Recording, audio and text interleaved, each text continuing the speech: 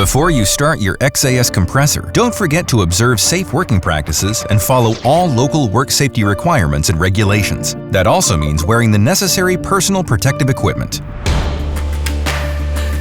First, open an air outlet valve. Don't connect a hose yet. Open the hood and switch the main switch at the back of the control panel to on. Close the hard hat canopy again. Now direct your attention to the controller of the mobile compressor. Turn the switch clockwise to position 1. This will turn on the temperature alarm lamp. Now turn the switch further clockwise into the next position. Hold it there for 20 seconds to preheat the unit and to allow for fuel pump priming.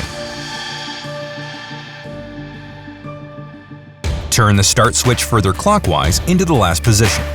The general alarm lamp will light up and then turn off again as soon as the engine is running.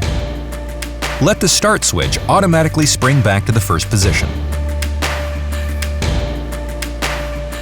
Close the air outlet valve. Let the engine warm up for 3 minutes. In the meantime, you can prepare your hose and tool. First, connect the tool to its hose. Then, after warming up, connect the air hose to the compressor. Remember to always secure every connection with a whip check as a safety precaution. Gently open the air outlet valve.